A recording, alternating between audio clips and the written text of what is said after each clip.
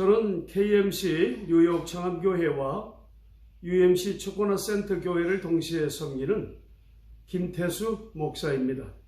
제가 맡은 본문은 출애굽기 27장입니다. 오늘은 27장 1절로 8절의 말씀을 중심으로 은혜를 나누도록 하겠습니다.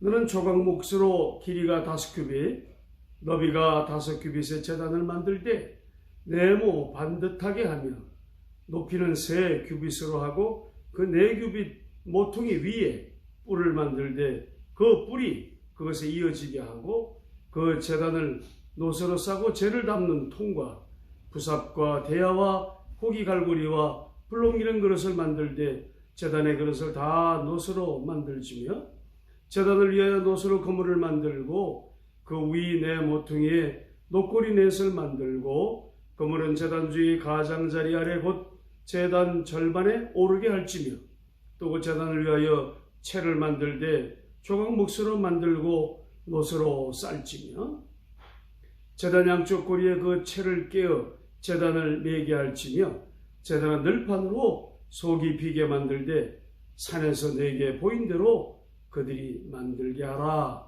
하는 말씀입니다. 출애굽기 27장은 번제단과 생막의 뜰 그리고 등불 관리에 관한 말씀입니다. 오늘은 번제단을 중심으로 은혜와 도전을 나누기를 원합니다. 번제단은 여러분 아시다시피 성막의 동쪽 문을 들어서면 가장 처음 만나는 것입니다. 이곳은 희생제물을 잡아 불태워 하나님께 드리는 곳입니다. 이 단에서는 인간이 죄를 범하였을 때 드리는 속죄제, 하나님께 감사함으로 드리는 감사제, 그리고 하나님과 화목하기 위하여 드리는 화목제가 드려졌던 것입니다. 또 번제단은 제단 전체가 노새로 쌓여 있기 때문에 놋제단으로 불리기도 합니다. 이 놋은 심판을 상징합니다.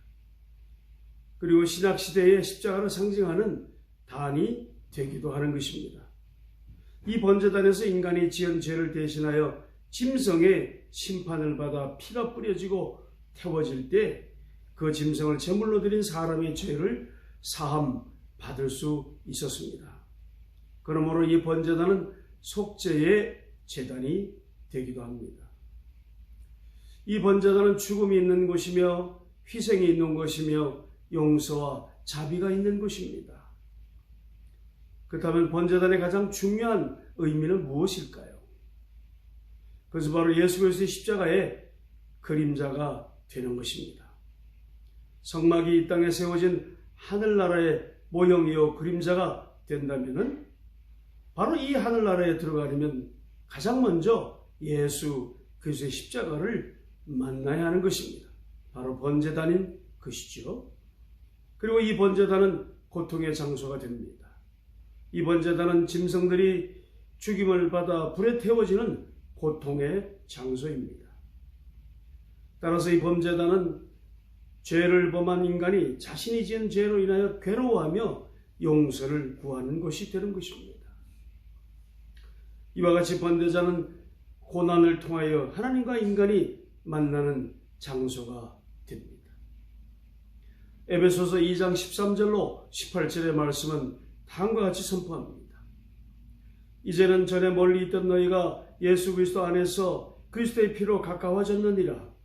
그는 우리의 화평이신지라 둘로 하나를 만드사 원수된 것 곧 중간에 막힌 담을 자기 육체로 오시고 법조문으로 된 계명의 율법을 폐하셨으니 이는 그 둘로 자기 안에서 한 세 사람을 지어 화평하게 하시고 또 십자가로 이 둘을 한 몸으로 하나님과 화목하게 하려 하시니라. 원수된 것을 십자가로 소멸하시고 또 오셔서 먼데 있는 너희에게로 평안을 전하시고 가까운 데 있는 자들에게 평안을 전하셨으니 이는 그로 말미암아 우리 둘이 한 생명 안에서 하나님께 나아감을 얻게 하려 하심이라. 이렇게 선포하고 계십니다. 이 아침에 번제단의 신앙을 생각하면서 이 번제단의 의미를 더욱 깊이 한번 생각해 보도록 하겠습니다. 그리고 이 번제단의 의미를 오늘의 의미로 이제 가지고 와서 생각해 보고자 합니다.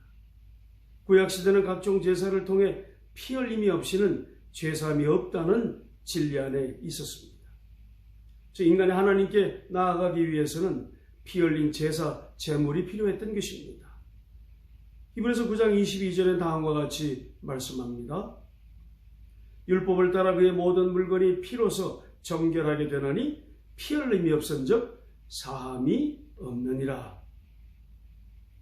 구약의 모든 제사는 십자가 보혈로서 범죄한 인류에게 구원의 길을 열어놓으신 유월절 어린 양이신 예수 그리스도의 대속의 은총과 사역을 예표하고 있습니다. 그래서 누구도 십자가 보혈 없이는 하나님 앞에 나아갈 수 없다는 사실을 예표하는 것입니다. 이 번제단을 통하여 화제로서 번제, 소제, 화목제, 속죄제, 속건제의 제사를 드렸습니다. 이 화제는 바로 그리스도의 성도의 죄를 대신 짊어지심을 상징하고 있습니다.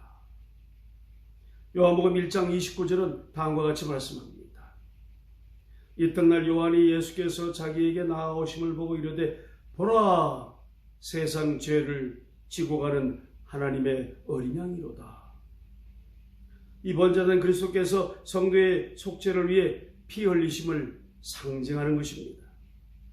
마태복음 26장 28절은 이렇게 말씀합니다. 이것은 죄사함을 얻게 하려고 많은 사람을 위하여 흘리시는 바 나의 피 곧 언약의 피니라.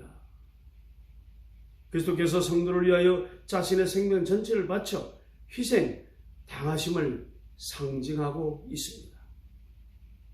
우리 이 제사의 사례를 모리아 산에서의 아브라함이 이삭을 드리는 장면을 통하여 극적이고 은혜 충만한 간접 경험을 하게 됩니다.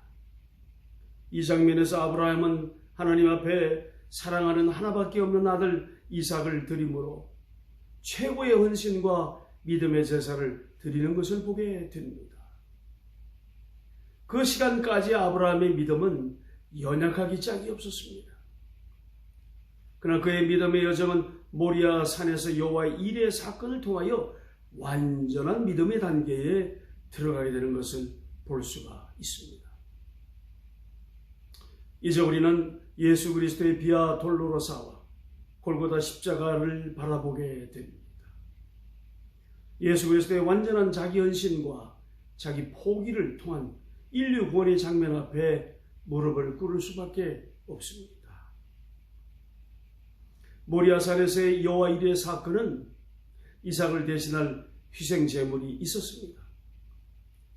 그러나 예수 그리스도의 십자가는 대신할 아무런 제물이 없었습니다.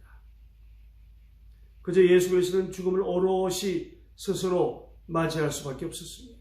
이 기막힌 장면은 영화 지저스 크라이스트를 통해서 우리가 크나큰 감동을 받았습니다. 예수 그리스도는 그분의 탄생의 비밀에 나타난 대로 자기 죄를 지고 가는 어린 양이었습니다. 바로 대속 제물이었습니다. 그거는 바로 이 범제단의 제물이 되신 것입니다. 이 번제단은 조각목을 노스로 싼 가로 5규빗, 세로 5규빗, 높이 3규빗으로 만들어져 있습니다. 그 위 4귀퉁이에 뿔을 만들고 채를 만들어 이동식으로 제작되었습니다. 죄인들이 이 뿔을 잡으면 그들의 죄를 사할 수가 있었습니다. 번제단의 신앙은 어떠해야 할까요? 우리는 이 번제단의 신앙으로 돌아가야 합니다. 그곳에 기독교의 핵심이 들어있기 때문에 그렇습니다. 오늘의 교회의 문제를 해결하고 참된 교회로 돌아가는 방법은 번제단의 신앙으로 돌아가는 것입니다. 마태복음 27장 51절은 다음과 같이 말씀합니다. 이에 성소 휘장이 위로부터 아래까지 찢어져 둘이 되고 땅이 진동하며 바위가 터지고 예수 그리스도께서 보혈의 피를 흘리심으로 모든 죄를 대신 지시고 속죄의 길, 소망의 길을 열어놓으셨습니다.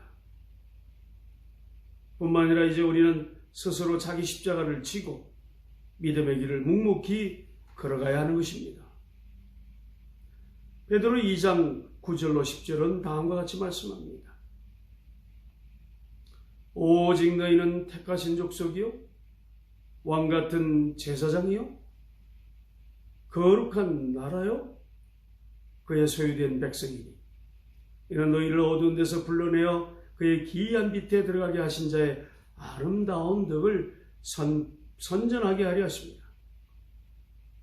너희는 전에는 백성이 아니더니 이제는 하나님의 백성이요 전에는 긍휼을 얻지 못하였더니 이제는 긍휼을 얻을지니라. 그렇습니다. 우리는 하나님의 택하신 족속이요 왕같은 제사장이요 거룩한 나라요 소유된 백성이 되는 것입니다. 언제나 하나님의 긍휼 앞에 있음을 우리는 알게 됩니다. 이제 우리는 현재 신학의 시대의 제사로 돌아와야 합니다. 지금의 제사는 구약의 제사의 핵심과 그 내용을 가지고 예수 그리스도께서 열어주신 그 믿음과 제사의 길로 나아가야 하는 것입니다. 신령과 진정으로 제사를 드려야 합니다. 예수께서 그러하신 것처럼 자기 십자가를 지고 그 길을 나아가야 하는 것입니다. 그 길이 바로 순례의 길이 됩니다. 마태복음 16장 24절은 다음과 같이 말씀합니다. 이에 예수께서 제자들에게 이르시되 아무든지 나를 따라 오려거든 자기를 부인하고 자기 십자가를 지고 이렇게 따라오라 말씀하십니다. 이제 기독교는 참으로 진정한 마음의 종교로 돌아가야 합니다. 오늘의 교회는 교회 성장하게 경도된 숫자적 부흥의 시대를 지나서 남은 자들의 내면적 신앙의 성숙과 사랑의 실천을 통한 질적 성장의 시대로 들어가야 합니다. 고대 이스라엘 바벨론 유수의 그발강가 70년에 그 눈물과 회한의 시대를 거치고 남은 자들을 통하여 다시 이스라엘의 성전과 성곽과 그리고 신앙의 혁신을 일으켰던 것처럼 이 시대의 2022년의 시대의 환경 속에서 하나님께서 다시 일으키실 교회와 세상을 붙잡고 우리는 다시금 일어나야 하는 것입니다.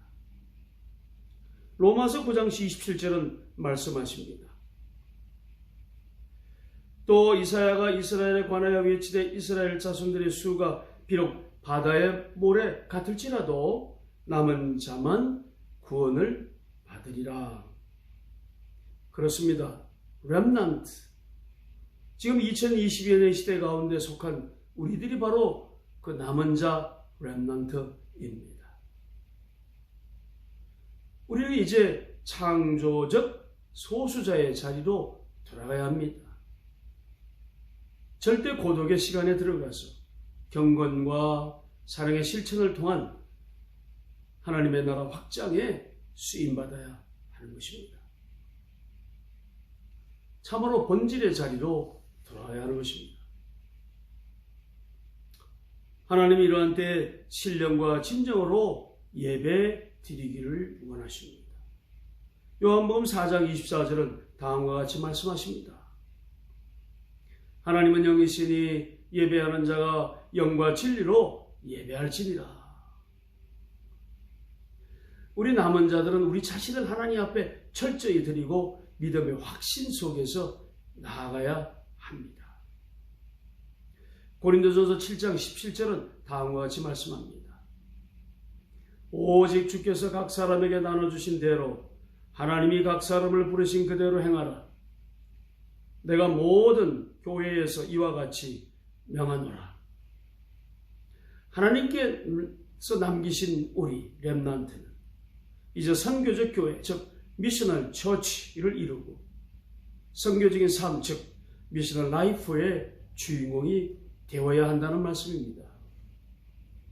이제 재해석된 번제단의 신앙으로 철저하게 확신을 가지고 들어가야 한다는 말씀입니다. 그리고 우리는 부활의 신앙을 가지고 믿음을 실천해야 합니다.